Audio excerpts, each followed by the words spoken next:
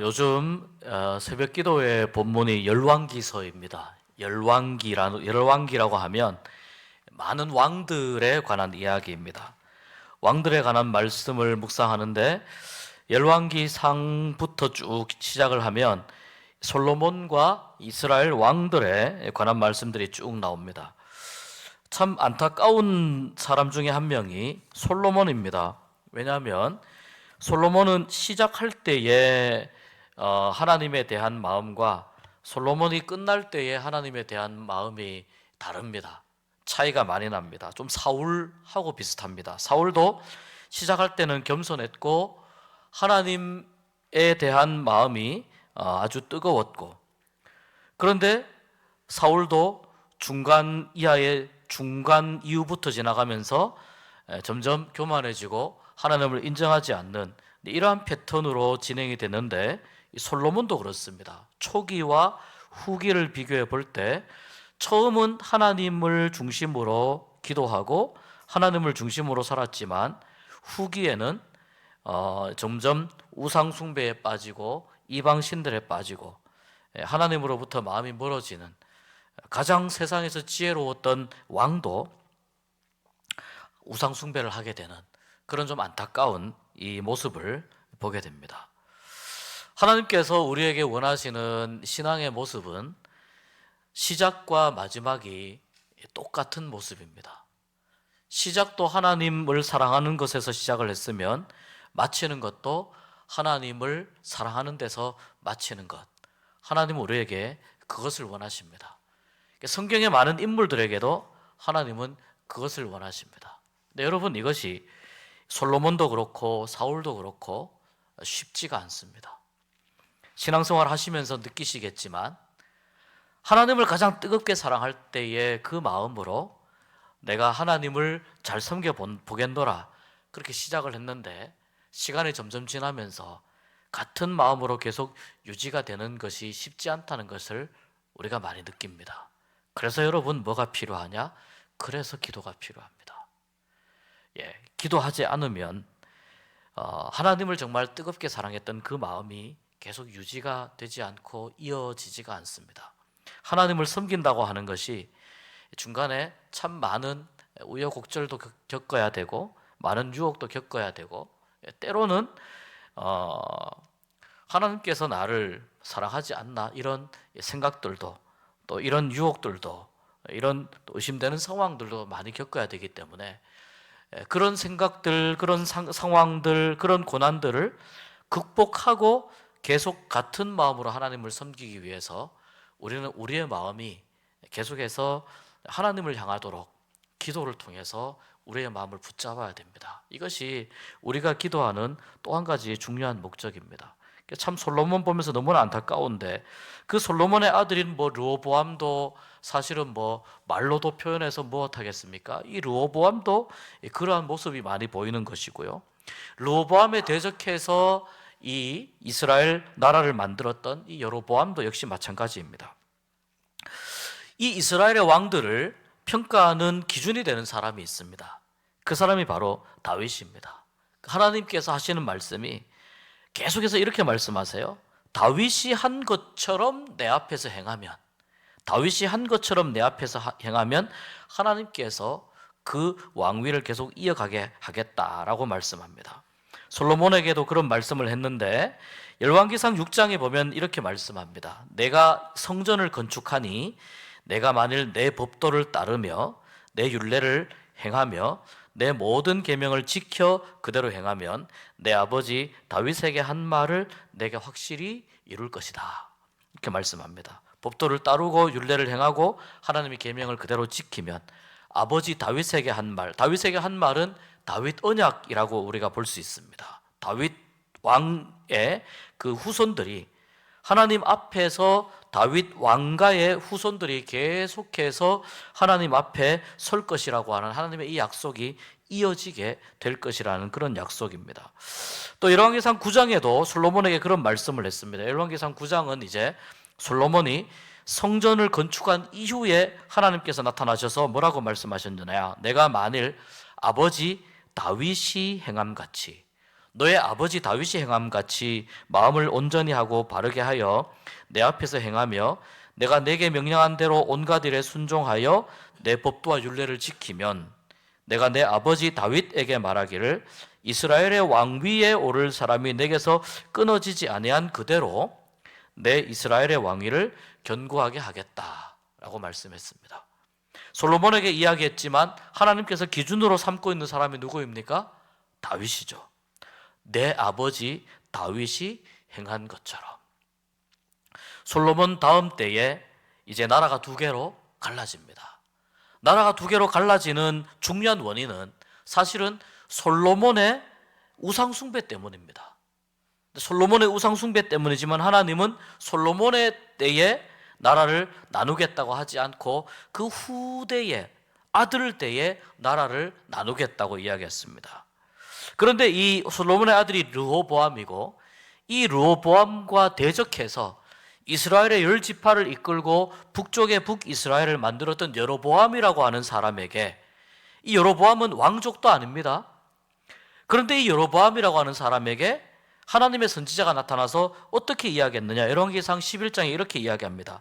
내가 만일 내가 명령한 모든 일에 순종하고 내 길로 행하며 내 눈에 합당한 일을 하며 내 종 다윗이 행함같이 내 율례와 명령을 지키면 내가 너와 함께 있어 내가 다윗을 위하여 세운 것 같이 너를 위하여 견고한 집을 세우고 이스라엘을 내게 주리라.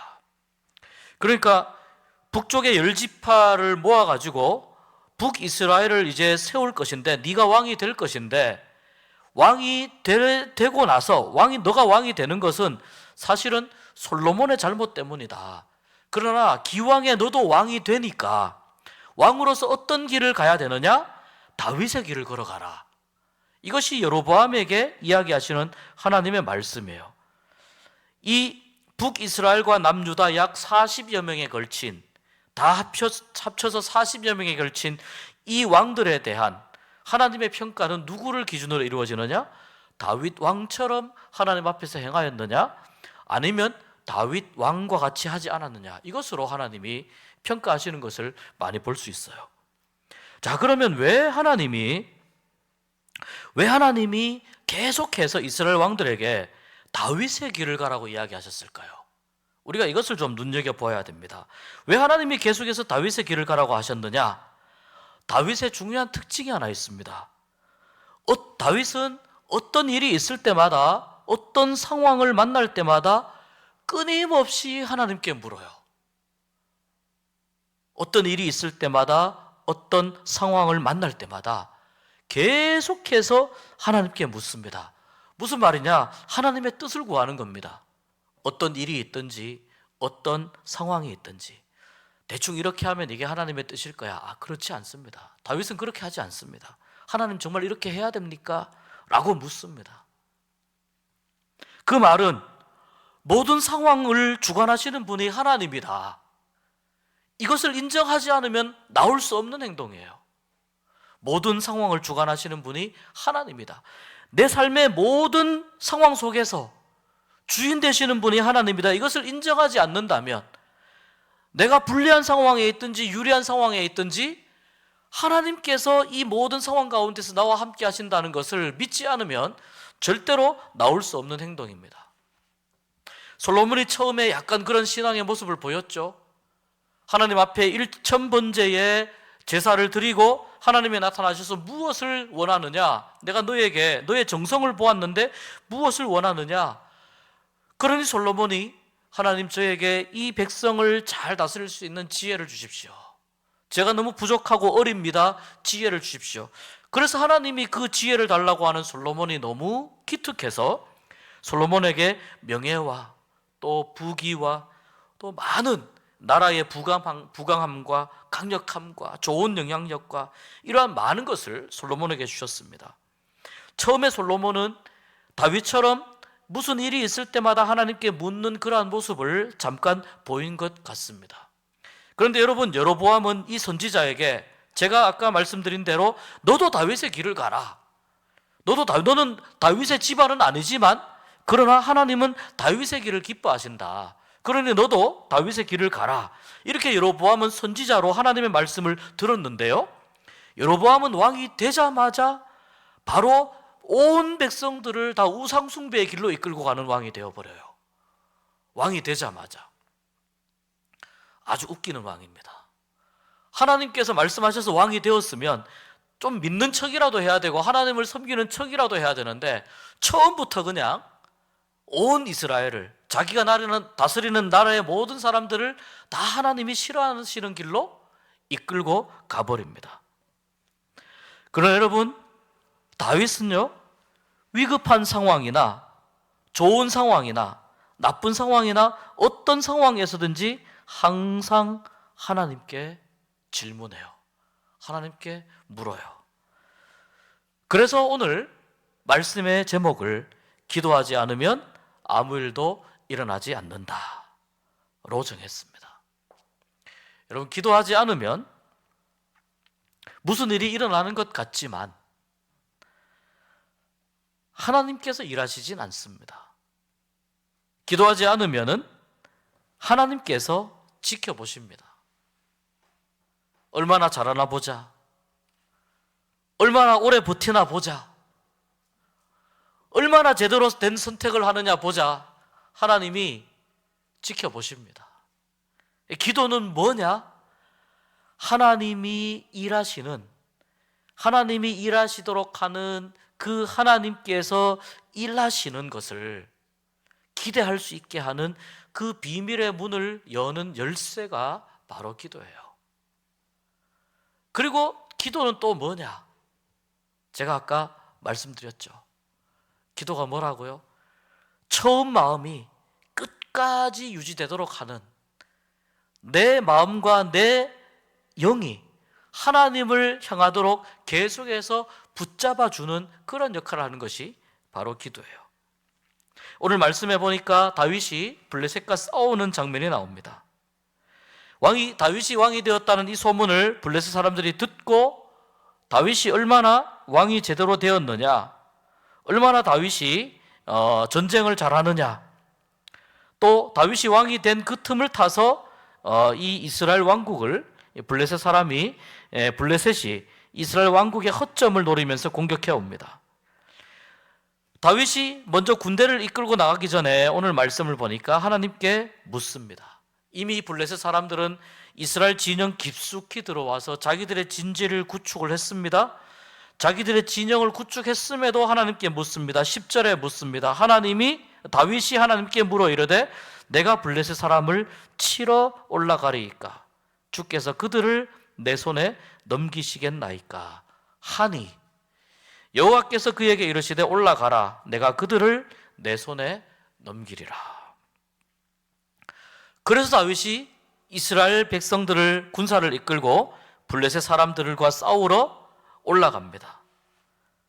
이 가운데에서 하나님이 이스라엘 사람들 편에 싸워서 블레셋 사람들과 함께 싸워주시고 블레셋을 무찔러서 하나님이 물을 쪼개는 것처럼 블레셋 사람들을 다 흩으셨다. 그래서 하나님이 흩으셨다라고 해서 바알브라심이라고 하는 그 지역, 바알브라심 전투가 그렇게 끝이 납니다. 이렇게 해서 하나의 큰 전투가 마무리됩니다. 보통 여러분 한번 이렇게 전쟁에서 딱 패하잖아요. 그러면 그 다음번에 함부로 덤비지 않는데, 오늘 이 말씀은 연이어 나옵니다. 불과 얼마 후에 블레셋 사람들이 다시 공격해 옵니다. 다윗에게 지금 하나님께 패퇴한 지 얼마 안 되었는데 다윗을 공격합니다. 다윗은 지난날의 승리의 전법과 기운에 도취되어서 블레셋과 그대로 그 예세를 몰아서 전투를 벌일 수 있었습니다. 그러나 다윗은 그렇게 하지 않습니까? 14절에 이렇게 말씀합니다. 다윗이 또 하나님께 묻자온대. 여러분, 이 또라고 하는 말은 비교적 가까운 시일 내에 반복될 때 또라는 말이 나오죠. 한 10년, 20년 정도 되어서 반복되는데 또라는 말이 나오진 않죠. 아주 가까운 시간이라는 뜻이에요. 다윗이 또 하나님께 묻자온데 하나님이 이르시되, 이번에는 하나님이 작전 지시까지 다 해주세요. 마주 올라가지 말고 그들 뒤로 돌아서 뽕나무 숲을 맞은편에서 그들을 기습해라. 그리고 한마디 더 하십니다.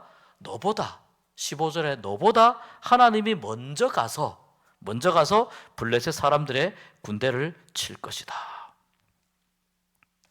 불과 얼마 전에 다윗의 군대가 블레셋과 싸워서 이겼습니다. 물이 흩어지는 것처럼 완전히 산산조각이 날 만큼 블레셋 군대가 완전히 박살이 나서 물러갔습니다. 그런데 이 블레셋 군대가 다시 자기들의 전열을 가다듬고 재공격해 오니, 재침입해 오니 다윗은 이 승리의 기운을 그대로 몰아서 블레셋과 싸울 수 있었습니다. 그러나 다윗은 그렇게 하지 않고 또 하나님께 묻습니다. 비슷한 상황입니다. 비슷한 블레셋과의 싸움이고 비슷한 전투입니다. 그러나 비슷한 상황이지만 하나님은 완전히 다른 전술을 가르쳐 주시고 다윗이 승리하도록 이끌어 주십니다. 성경은 다윗이 하나님께 물었다는 말이 굉장히 많이 나옵니다. 그 대표적인 부분이 오늘 우리가 읽은 바로 이 말씀입니다. 물론 구약시대에 기원전 이 아주 오래전, 이때는 아마 이제 한 신석기에서 청동기 정도로 넘어가는 그 시대 정도일 겁니다. 그런데 이제 이 시대에 물론 고대인들의 머릿속에는, 생각 속에는 전쟁이라고 할 때에는 자기들이 믿는 신들의 싸움이라고 하는 생각들이 있었습니다. 그것이 이 당시 고대인들이 가지고 있는 전쟁의 하나의 개념이에요. 말하자면 우리가 섬기는 신이 더 강하냐, 니네가 섬기는 신이 더 강하냐, 이런 차원에서 그 신들을 섬기는 사람들끼리 부닥쳐서 이제 전쟁이 벌어지곤 했습니다. 그러나 오늘 말씀을 보십시오. 그렇다 하더라도 모든 왕들이 다 신들의 대리전이라고 생각이 된다 하더라도 모든 왕들이 다 하나님께 일일이 물은 것은 아닙니다. 전쟁의 상황입니다. 조금만 시간을 놓치면은, 조금만 타이밍이 늦으면, 블레셋 사람들이 기습해 오면 굉장히 불리한 상황에 처할 수도 있습니다. 그러나 다윗은 반드시 하나님이 내게 응답해 줄 것이다. 여러분 생각해 보십시오.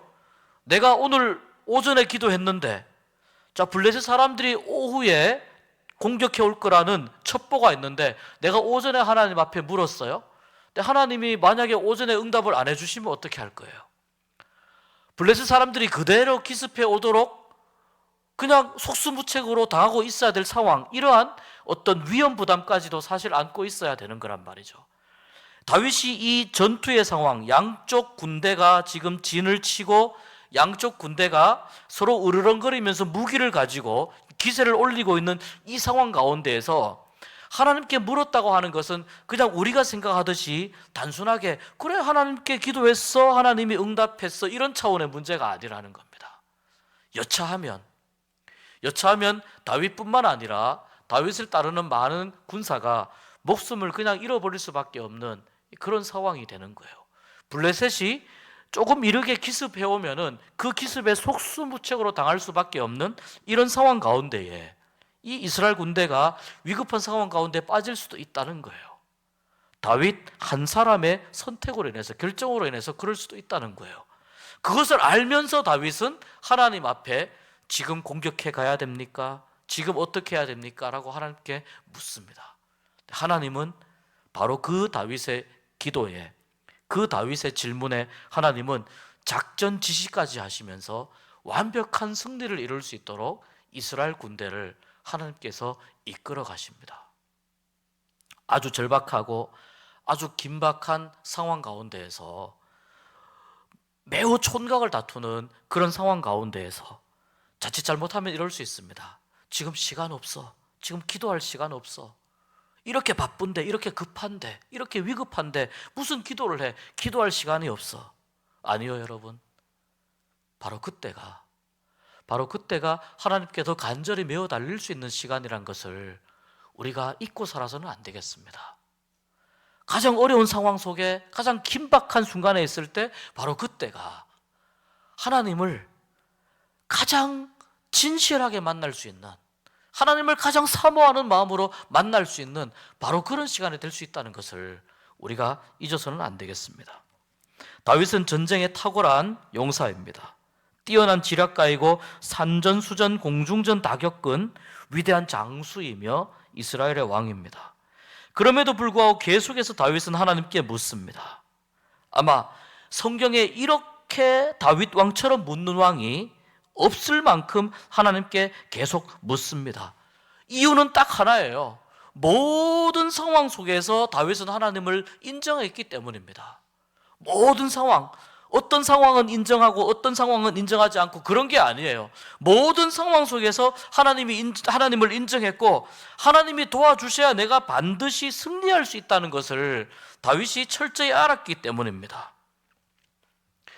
이 구약 시대에 기도의 개념이 있어요. 기도가 뭐냐? 첫 번째 기도는요, 하나님의 뜻을 묻는 일입니다. 첫 번째 기도는 하나님의 뜻을 묻는 일이고요. 두 번째 기도는 뭐냐? 하나님께 무릎을 꿇는 일입니다. 하나님의 뜻을 묻고 하나님 앞에 무릎을 꿇는 일, 이것이 기도의 본질입니다. 그러니까 나의 뜻이 이렇습니다. 하나님, 나의 뜻이 이루어지도록, 나의 뜻대로 되도록 하나님 응답해 주십시오. 이것은 기도의 본질과 매우 벗어난 이야기라는 겁니다. 여러분, 우리가 기도할 때요, 왜 우리가 기도 속으로 더 깊이 들어가기 어려운지 아십니까? 나 중심의 기도를 하게 되면 기도의 정말 알맹이는 우리가 알지 못하게 되고 기도의 껍데기, 피상적으로만 기도 주변에서 맴돌다가 끝나게 돼버려요. 수박 겉핥기식으로 끝나게 돼버려요. 그런데 하나님의 뜻을 구하는 기도를 하게 되고 정말 하나님 앞에 내 무릎을 꿇으면, 무릎을 꿇는다는 건 뭐예요? 항복한다는 거예요. 하나님을 인정한다는 거고 하나님이 이 상황의 주인이시라고 하는 그것을 인정하기 때문에 하나님 앞에 무릎을 꿇는다는 겁니다. 이게 기도의 본질입니다. 아무리 많은 경험과 지식과 방법을 알고 있어도 다윗만큼 전쟁에 있어서 가장 많은 경험을 한 사람이 없는데, 그럼에도 불구하고 많은 경험과 지식과 방법을 알아도 매 순간 하나님 앞에 묻는 것. 그래서 다윗은 전쟁 가운데에서도 다윗은 어떤 기도를 했느냐? 하나님 중심의 기도를 할 수 있었다는 겁니다. 다윗은 알고 있었습니다. 아주 일찍부터, 어릴 때부터 다윗은 이렇게 훈련이 된 사람입니다. 하나님 앞에 기도하지 않으면, 하나님께 묻지 않으면 아무 일도 일어나지 않는다는 것을 다윗은 너무나 잘 알고 있었어요. 하나님 앞에 묻지 않으면 이겨도 이긴 것이 아니라는 것을 다윗은 알고 있었어요. 하나님께 기도하지 않으면 평안한 것이, 그것이 진짜 평안이 아니라는 것을 다윗은 알고 있었고, 축복처럼 보이는 것이 진짜 축복이 아니라는 것을 다윗은 알고 있었어요. 기도하지 않으면 무슨 뜻이냐? 아무것도 아니라는 것을 다윗은 알고 있었어요. 그래서 다윗은 전쟁 가운데에서도 하나님 앞에 기도합니다. 하나님께 기도하지 않으면 하나님이 도와주시는 그 어떤 일도 일어나지 않기 때문에, 기도하지 않으면 하나님이 싸워주시지 않기 때문입니다. 그래서 여러분, 다윗은 모든 상황 속에서 하나님을 인정했고 하나님을 신뢰하는 사람으로서 매 순간 하나님 앞에 묻고 기도할 수가 있었습니다. 전세가 아무리 불리해도 하나님이 함께 하시면 뒤집어지고 역전하게 될 줄 믿습니다. 하나님의 도움을 받는 유일한 방법, 하나님의 도움을 구할 수 있는, 하나님의 도움을 우리가 경험할 수 있는 유일한 방법, 그 마스터 키가 바로 기도이기 때문입니다. 그래서 여러분, 기도는 성도의 가장 강력한 무기입니다. 기도하지 않으면 아무리 탁월한 신앙인이라 하더라도 넘어지고 자빠지게 되고 시험에 듭니다. 그러나 여러분, 기도하게 되면 하나님이 도와주시게 되고 하나님의 뜻을 알게 되고 하나님의 사람으로 내가 새로워지게 되고 견고하게 되고, 기도하게 되면 하나님의 도우심이 나와 함께 하게 되고 내가 감당하지 못하는 상황도 이기고 극복해내면서, 기도하게 되면 나를 도와주시는 하나님의 능력을 경험하게 될 줄로 믿습니다. 어떤 상황이냐가 중요하지 않습니다, 여러분. 내가 지금 어떤 형편에 처해 있느냐가 중요하지 않습니다. 그런 상황 속에서도 내가 기도하는 사람으로 설 수 있느냐가 중요합니다. 절망적인 상황 가운데에서도 하나님께 도움을 구할 수 있느냐가 중요합니다. 하나님께서 우리에게 하나님의 도움을 받을 수 있는, 하나님의 인도하심을 받을 수 있는 가장 확실한 방법을 우리에게 주셨는데, 우리는 자꾸 상황만 보려고 합니다. 나만 왜 이렇게 힘들어? 나만 왜 이렇게 어려워? 왜 나만 이런 고민을 붙잡고, 왜 나는 이렇게 안타까운 일을 겪으면서 살아야 하나? 상황을 보면서 하나님으로부터 점점 멀어져 가는 거예요. 얼마나 다윗이 그의 인생 가운데에서 처절하게 하나님을 붙잡고자 했었는지, 전쟁터 가운데에서도 무릎을 꿇고, 아니 전쟁터에서 총 들고 칼 들고 싸워야지, 그 가운데에서도 무릎을 꿇고 하나님 앞에 부르짖으면서 하나님이 도와주셔야 이깁니다. 하나님이 도와주셔야 이길 수 있습니다. 이렇게 기도했다는 겁니다. 그래서 하나님이 왕들에게 뭐라고 이야기합니까? 나는 다윗의 길을 기뻐한다. 너네들도 다윗의 길을 가기를 원한다. 너네들이 다윗의 길로 가면 다윗에게 약속한 그 은혜와 복을 내가 너희들에게도 함께 주겠다라고 말씀하시는 분이 하나님입니다. 다윗 왕이 가장 위대해질 수 있었던 가장 큰 이유가 뭐냐? 기도하는 사람이었기 때문입니다.